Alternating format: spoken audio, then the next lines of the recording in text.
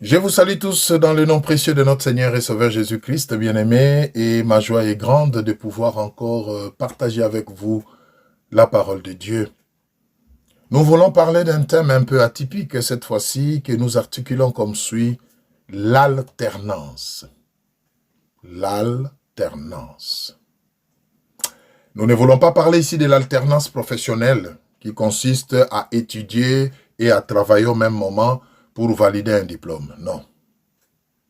Nous voulons ici parler de l'alternance sous l'angle spirituel par rapport à Dieu notre Seigneur. Alors, d'ores et déjà, nous disons que l'alternance vient du verbe alterner. Alterner qui signifie c'est succéder, c'est remplacer, tour à tour. Ce qui est passe et laisse la place à autre chose. C'est ça l'alternance. En fait, l'alternance, comme nous venons de le dire, consiste à changer, à se relever, à se succéder, à laisser place à autre chose. Comme exemple, nous pouvons dire, les jours s'alternent avec la nuit. C'est-à-dire, il y a un moment où il fait jour et par principe d'alternance, à un moment donné, les jours s'arrêtent et cèdent la place à la nuit. Oui. La joie s'alterne avec la tristesse. La vie s'alterne avec la mort. On ne vivra pas pour toujours. À un moment donné, qu'on le veuille ou pas, la vie devra laisser place à la mort. C'est ça l'alternance. C'est ces cycles-là, c'est ces changements-là, c'est ces fêtes-là de reconnaître que ma saison est finie et je dois laisser place à une autre saison. Et pourquoi nous parlons d'alternance alors que nous sommes dans les choses de Dieu? Ça, c'est une question légitime et normale. Bien aimé, nous voulons parler de l'alternance tout simplement parce que c'est aussi une notion biblique. Car la Bible en parle. Ah oui, ça peut choquer, mais c'est la vérité. La vie dans le Seigneur, ce n'est pas une vie constante. Aussi longtemps que nous serons sur cette terre, nous devons vraiment nous saisir de cette notion d'alternance et de reconnaître que c'est spirituel, c'est biblique. Une saison doit à un moment donné laisser place à une autre saison. Et quand une saison, qu'elle soit bonne ou mauvaise, semble demeurer et ne pas laisser place à une autre, bien aimé, je dis bien bonne ou mauvaise, il faut s'arrêter et s'interroger. Seigneur, pourquoi cette saison perdure, même si elle est bonne? Qu'est-ce que tu attends de moi pendant cette saison? Qu'est-ce que tu me vois faire pour ta gloire dans cette saison? C'est très important. Très, très, très important. Ecclésiaste 3, 1 à 8. Nous allons rapidement lire Ecclésiaste 3, 1 à 8. Écoutez ce que la Bible dit. Ecclésiaste 3, 1 à 8. Je vous laisse trouver aussi. La vie est une alternance. Elle est faite d'alternance. Et quand on ne comprend pas ça, on tombe victime des événements, des circonstances et même des hommes. Ecclésiaste 3, 1 à 8. Écoutez. Il y a un temps pour tout, un temps pour toutes choses sous les cieux. Un temps pour naître et un temps pour mourir. Un temps pour planter et un temps pour arracher ce qui a été planté. Un temps pour tuer et un temps pour guérir. Un temps pour abattre et un temps pour bâtir. Un temps pour pleurer et un temps pour rire. Un temps pour se lamenter et un temps pour danser. Un temps pour lancer des pierres et un temps pour ramasser des pierres. Un temps pour embrasser et un temps pour s'éloigner des embrassements. Un temps pour chercher et un temps pour perdre. Un temps pour garder et un temps pour jeter. Un temps pour déchirer et un temps pour coudre. Un temps pour se taire et un temps pour parler. Un temps pour aimer et un temps pour haïr. Un temps pour la guerre et un temps pour la paix. Voilà, bien-aimés. C'est la parole de Dieu que nous venons de lire. Donc, vous comprendrez avec moi que l'alternance, c'est une notion biblique, c'est une notion spirituelle. La vie sous les cieux est faite d'alternance. Quand on comprend cette notion, on ne se plaint pas. Quand tout va bien, on bénit Dieu. Quand tout va mal, on continue à bénir Dieu et on se dit, ça ira encore mieux demain. C'est ça, la vie.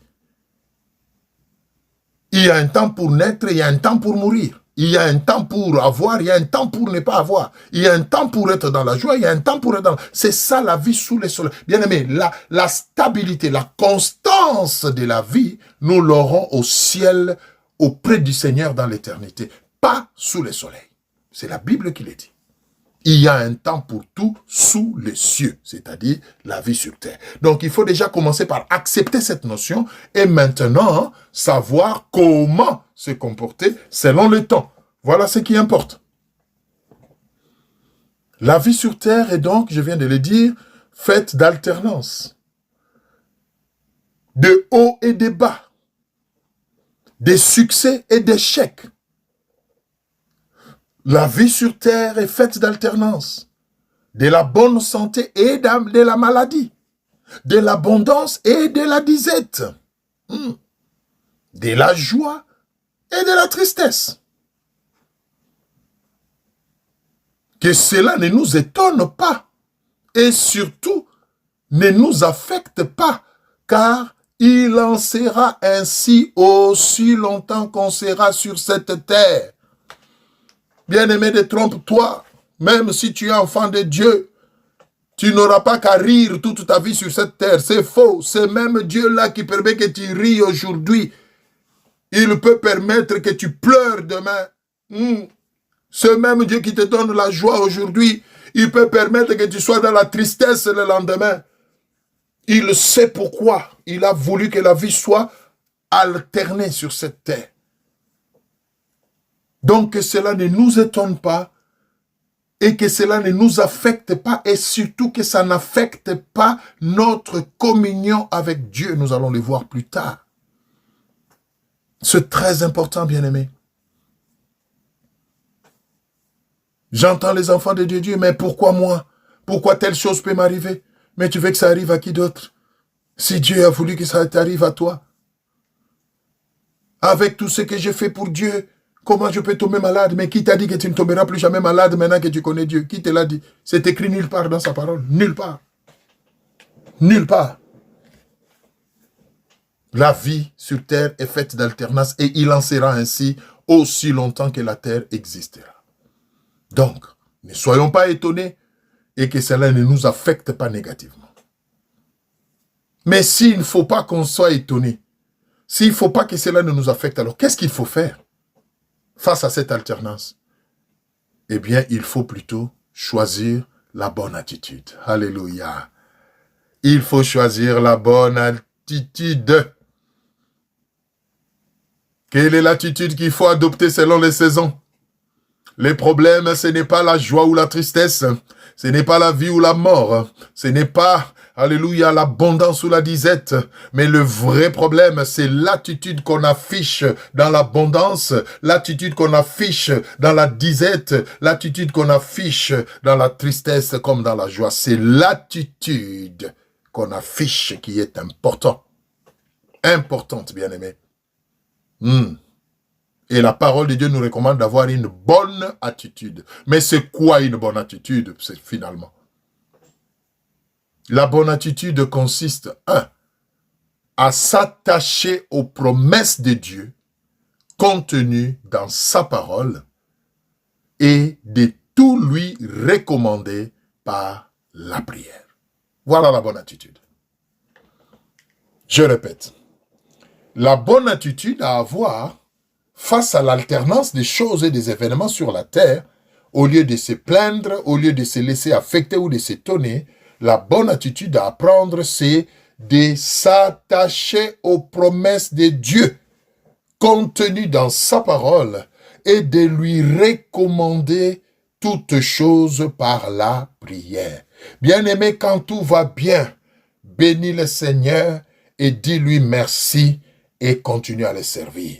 Quand tout va mal, bénis le Seigneur et continue à le servir et fortifie-toi en lisant les promesses qui sont dans sa parole, sachant que les ténèbres ne dureront pas toujours, sachant que la nuit, même si elle est longue, le jour finit par s'élever.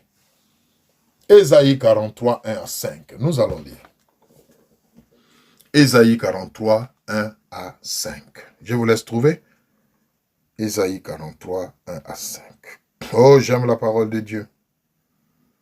Ésaïe 43, 1 à 5. Écoutez ce que la Bible dit.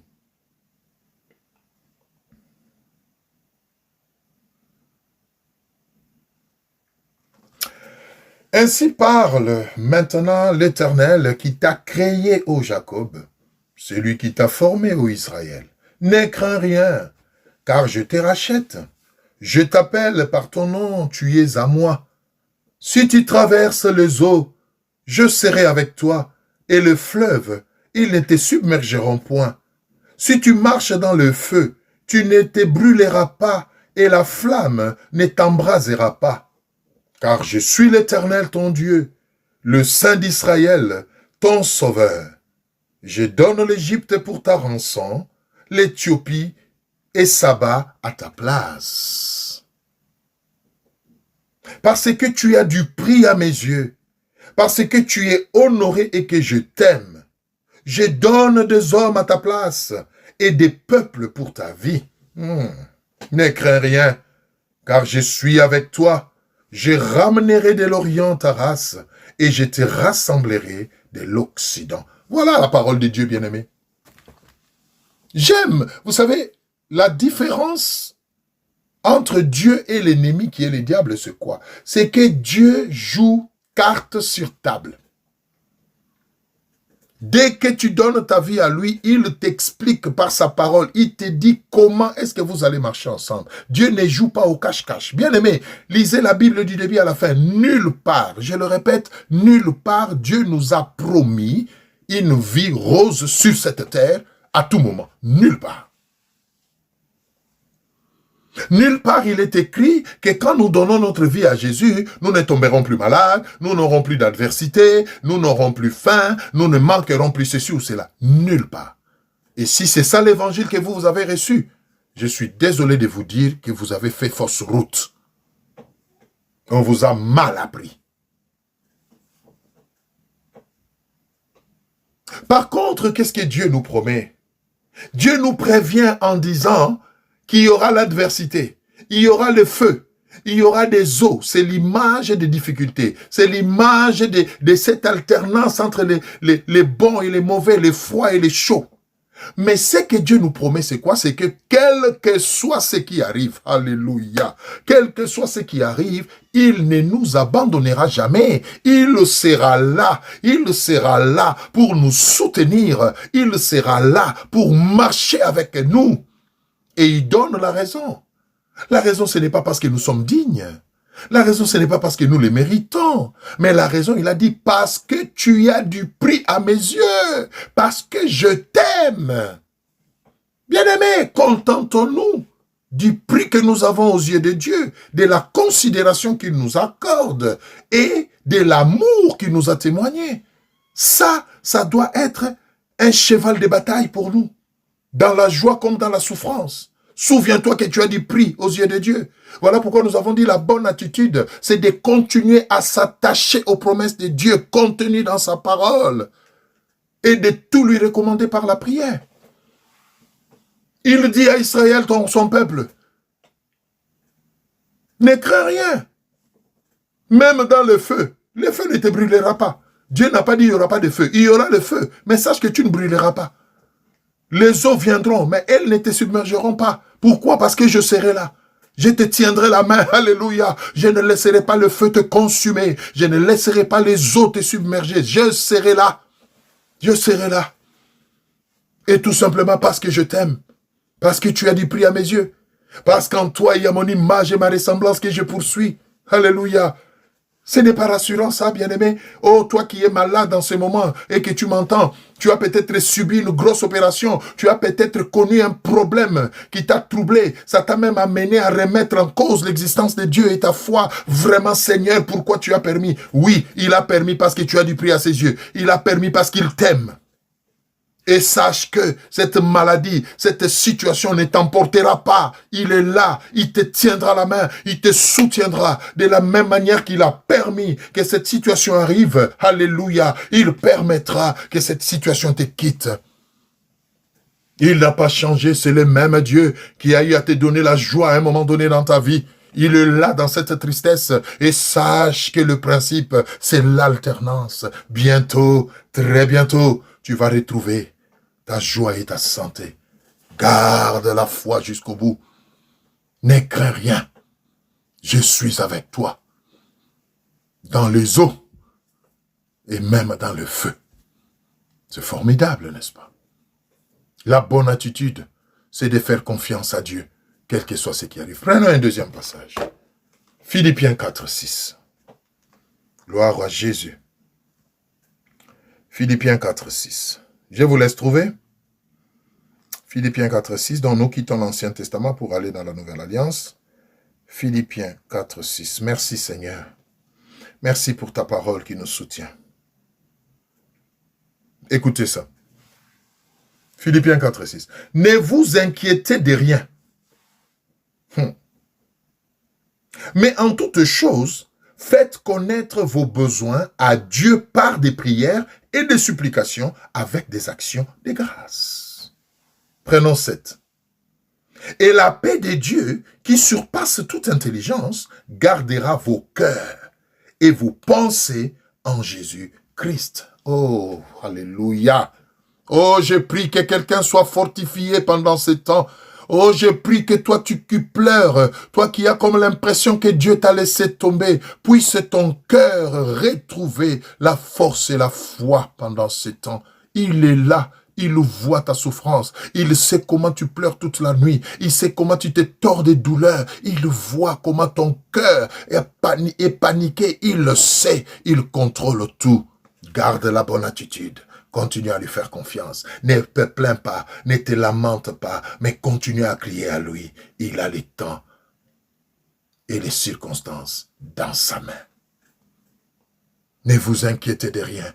Mais faites connaître à Dieu vos besoins par la prière, pas par des pleurs, pas par des lamentations, mais par la prière et des actions de grâce. Et ce qui se passe, c'est quoi? C'est que sa paix, avant même que vous ayez votre guérison, avant même que vous ne soyez tiré de votre galère, Dieu va s'arranger pour que sa paix remplisse votre cœur et garde vos pensées en Christ Jésus. C'est ça le mystère de l'intervention de Dieu. Il commence par précéder toute chose par sa paix, parce que la paix de Dieu dans les cœurs nous rassure. Bien-aimés, en pleine douleur, quand la paix de Dieu est dans les cœurs, même la douleur n'a plus de dessus. Je prie que quelqu'un reçoive cette paix maintenant que je prie, au nom de Jésus. Que ton cœur soit rempli de cette paix maintenant. Que tu sentes cette paix envahir ton corps maintenant que tu m'entends, dans le nom puissant de Jésus. Ton Dieu est plus grand que ton problème. Essuie tes larmes. Prends la décision de te lever. Et Christ t'éclairera. Oh, alléluia. Merci Seigneur. Merci Jésus. Parce que l'alternance est un principe biblique. Nous comprenons cela aujourd'hui. Et nous te rendons grâce, quel que soit les hauts ou les bas, quel que soit les jours ou la nuit, quel que soit ce qui se passe, parce que tu as le contrôle de tout. Prenons encore un autre passage. Nous allons beaucoup lire la parole de Dieu. Je tiens vraiment à fortifier quelqu'un, à rassurer quelqu'un de la part du Seigneur aujourd'hui. Matthieu 28, 16 à 20. Matthieu 28, 16 à 20. Matthieu 28, 16 à 20. Merci Seigneur. Matthieu 28, 16 à 20. Écoutez ce que la Bible dit. Les 11 disciples allèrent en Galilée sur la montagne que Jésus leur avait désignée. Quand ils les virent, Ils se prosternèrent devant lui, mais quelques-uns eurent des doutes. Jésus s'étant approché leur parla ainsi, « Tout pouvoir m'a été donné dans le ciel et sur la terre. Allez, faites de toutes les nations des disciples, le baptisant au nom du Père au nom du Père, du Fils et du Saint-Esprit, et enseignez-leur à observer tout ce que je vous ai prescrit. » Écoutez ce qui nous intéresse ce soir. Et voici, alléluia, et voici, je suis avec vous tous les jours jusqu'à la fin du monde. Bien-aimé, il a promis, il est fidèle. Il est avec nous tous les jours jusqu'à la fin du monde. La fin du monde n'est pas encore finie. Il a promis d'être avec nous tous les jours. Donc, il est là même quand tu pleures. Il est là quand tu ris. Il est là quand tu gémis. Il est là quand tu jubiles. Il est là la nuit. Il est là les jours. Il est là quand tu es vers le haut. Il est là quand tu es vers le bas. Tu dois être sûr de cette présence. Tu dois croire en cette présence. Tu dois croire que celui qui a fait la promesse est fidèle. Et cela est déjà un début de force et de solution pour ton problème. Tu souffres beaucoup plus de ton problème parce que tu crois que tu es abandonné. Tu sens beaucoup plus les effets de ta maladie parce que tu crois que tu es seul. Tu n'es pas seul. Il y a quelqu'un qui a promis et il est fidèle. Oh, la Bible dit, il n'est pas un homme pour mentir, ni un fils de l'homme pour se repentir de ce qu'il dit. Ce qu'il dit, il l'accomplit. Et là, je viens de te lire une parole qu'il a dite lui-même. Je suis avec vous tous les jours jusqu'à la fin du monde. Peu importe la situation que tu traverses, bien-aimé, rassure-toi, il est là. Il est là. Il est là.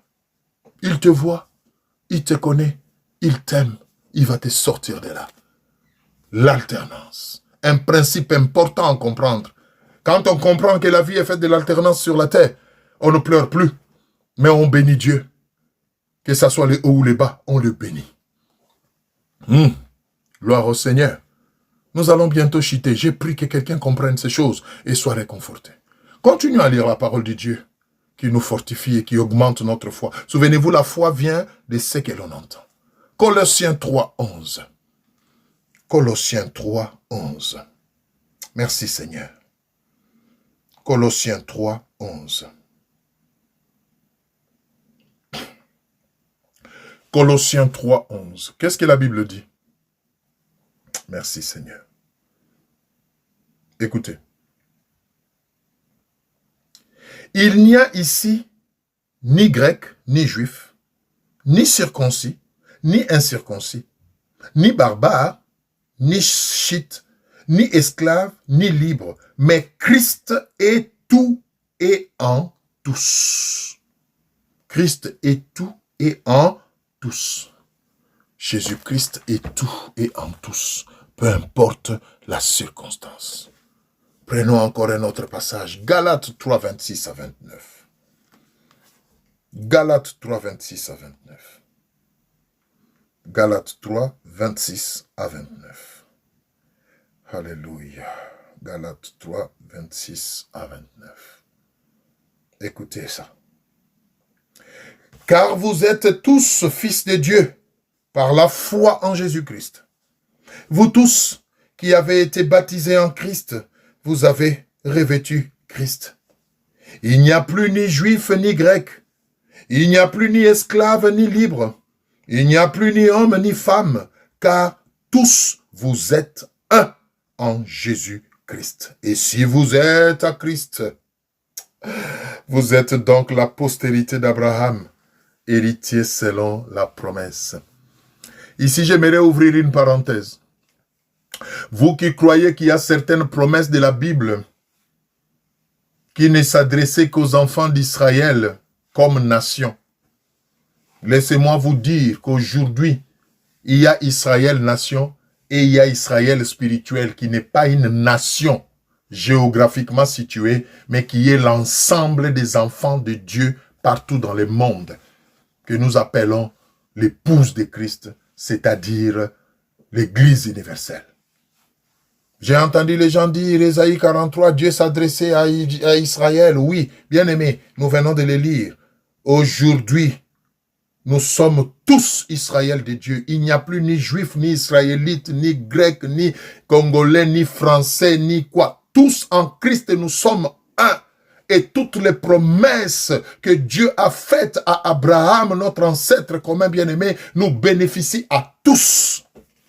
N'est-ce pas une bonne nouvelle, ça? Que Dieu nous aide à comprendre ces mystères. Alléluia. La bonne attitude consiste aussi à appliquer ces passages de la Bible. Je vais vous donner 2 passages de la Bible et je vous prie de les appliquer, peu importe la situation que vous traversez et surtout quand vous êtes dans les bas, dans la galère. Cela va vous soutenir. La bonne attitude, nous l'avons dit, c'est de rester attaché aux promesses de Dieu et de lui confier toutes choses par la prière, mais c'est aussi appliquer ces passages que nous allons lire tout à l'heure pour terminer. Ecclésiaste 7, 2 à 4, je vous laisse les noter. Ecclésiaste 7, 2 à 4 et Jacques 5, 13. Ecclésiaste 7, 2 à 4 et Jacques 7, 2 et Jacques 5, 13. Prenons le premier. Ecclésiaste. Souvenez-vous toujours de ces 2 passages de manière particulière. Ecclésiaste 7, 2 à 4. Écoutez ce que la Bible dit. Mieux vaut aller dans une maison de deuil que d'aller dans une maison de festin. Car c'est là la fin de tout homme. Et celui qui vit prend la chose à cœur. Mieux vaut le chagrin que le rire, car avec un visage triste, le cœur peut être content. Oh, alléluia. Le cœur des sages est dans la maison de deuil, et le cœur des insensés dans la maison de joie. Bien-aimé, qu'est-ce que je veux dire par là? Nous venons de voir que la vie sur terre est faite d'une alternance. Entre le chaud et le froid, le bien et le mal, la joie, la tristesse. Mais il y a une recommandation de la parole de Dieu. On nous dit, vous qui vous plaignez quand vous êtes dans la tristesse, vous qui vous plaignez quand vous êtes en deuil, vous qui vous plaignez parce que tout ne va pas bien, je suis malade. Non, la Bible dit, c'est d'ailleurs mieux, alléluia, d'être dans une situation de souffrance. Bien-aimés, laissez-moi vous dire, vous ne le saviez peut-être pas, s'il y a un moment où Dieu est plus attentif à ses enfants, c'est dans la souffrance. Et dans la souffrance, quand on a la foi dans le Seigneur, on peut être dans la souffrance tout en étant dans la joie. Le corps peut être en train de souffrir, mais le cœur rempli de joie. Voilà pourquoi vous voyez des gens malades, les gens condamnés par des maladies incurables, selon les médecins, selon le monde. Mais vous les voyez s'épanouir, continuer à servir Dieu et être dans la joie et dans la paix, parce qu'ils ont compris qu'au final, la vie sur cette terre est appelé à finir. Nous sommes de pèlerins. Voilà pourquoi nous devons nous réjouir, même quand tout ne va pas bien. Mieux vaut aller dans un lieu de deuil que dans une fête. Vous savez, quand on fête, des fois quand tout va bien, on oublie qu'on est mortel. Vous savez, quand tout roule comme sur des roulettes, on a comme l'impression qu'on devient un Superman ou Superwoman. On a comme l'impression qu'on les mérite et que tout peut nous arriver, rien ne peut nous arriver. Voilà pourquoi de temps en temps le Seigneur permet qu'il y ait l'alternance. Comme ça nous nous rappelons en fait que même quand ça allait bien là, ce n'était pas parce que j'étais spécial, alléluia, mais c'était juste la grâce de Dieu. Même quand j'étais en bonne santé là, alléluia, ce n'était pas parce que je le méritais, mais c'était la grâce de Dieu. Et maintenant que la santé me fuit, maintenant que je suis malade, il doit rester mon Dieu et je dois me réjouir. C'est dans la souffrance que l'homme se souvient qu'il n'est que poussière et qu'il reviendra dans la poussière. Dans la fête, on mange, on boit, on danse, on croit qu'on y est et on y reste. Non. L'alternance est une bonne chose. Aimer l'alternance, c'est un principe de Dieu. Et garder la bonne attitude, même dans la souffrance. Les moments de souffrance nous permettent de réfléchir et de réaliser la vanité de la vie sur terre. Quand tu as les garde-robes remplis d'habits somptueux et que tu es en bonne santé, tu peux les porter, tu crois que tout s'arrête là. Mais c'est quand tu es malade et que tu regardes ta garde-robe, tu n'as même pas la force de prendre ta jolie robe et de la mettre sur toi. Tu n'as même pas la force de prendre ton beau costume et de la mettre sur toi. Alors c'est en ce moment-là que tu te dis, au fait, la vie est vaine sur la terre. Ça t'interpelle, ça te ramène et ça te rapproche beaucoup plus de Dieu. Voilà ce qui s'est passé, je vais dire. Ne croyez pas que quand vous traversez des moments difficiles, Dieu vous a abandonné. Non. Mais saisissez ces moments comme une opportunité pour vous rapprocher davantage de lui, pour réaliser davantage la vanité de la vie sur terre, pour vous attacher davantage à lui, de manière à ce que même quand vous allez retrouver votre santé, même quand toutes les choses vont encore aller mieux, vous allez jouir de cela, mais en restant fidèle et avec tremblement devant le Seigneur. Jacques 5, 13. Jacques 5, 13. Écoutez ça. Oh, aide-nous, Seigneur. Jacques 13. Qu'est-ce que j'ai dit? Jacques 5, 13. On y va. Jacques 5, 13. Quelqu'un parmi vous est-il dans la souffrance? Qu'il prie. Quelqu'un est-il dans la joie? Qu'il chante des cantiques. Alléluia. L'alternance. Gloire au Seigneur. Donc le Seigneur reconnaît que nous pouvons être dans la joie comme nous pouvons être dans la tristesse. Mais peu importe dans quoi nous sommes, c'est la bonne attitude qui compte. Tu es dans la joie, chante des cantiques, bénis le Seigneur, profite-en et reste fidèle. Tu es dans la souffrance, prie. La Bible ne dit pas pleure. Lamente-toi, commence à t'inquiéter. Commence à douter de l'existence de Dieu. Tu es où, Seigneur? Tu es où? Mais tu veux qu'il soit où? Il est là où il a toujours été. Quand tu allais bien, est-ce que tu lui demandais, tu es où? C'est maintenant que tu es malade, tu commences à demander, tu es où? Il est toujours là. Et il sera toujours là. Toi, prie et bénis son nom. Alléluia. Nous allons terminer par là. Qu'est-ce que nous tirons comme conclusion? La conclusion, pour terminer, c'est ceci. Écoutez bien.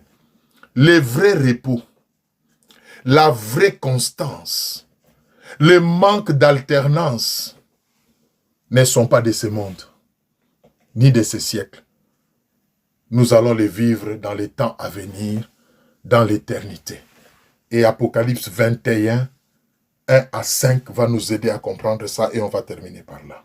Nous lisons notre dernier passage. Apocalypse 21, 1 à 5. Écoutez ce que la Bible dit. Et on termine par là. Oh, merci Seigneur. Apocalypse 21, 1 à 5. Écoutez. Puis j'ai vu un nouveau ciel et une nouvelle terre. Car le premier ciel et la première terre avaient disparu. Et la mer n'était plus. Et j'ai vu descendre du ciel, alléluia, d'auprès de Dieu, la ville sainte, la nouvelle Jérusalem, préparée comme une épouse qui s'est parée pour son époux. Et j'ai entendu du trône une forte voix qui disait, « Voici le tabernacle de Dieu avec les hommes. Il habitera avec eux, et ils seront son peuple, et Dieu lui-même sera avec eux. Il essuiera toutes larmes de leurs yeux, et la mort ne sera plus, et il n'y aura plus ni deuil, ni cri, ni douleur, car les premières choses ont disparu.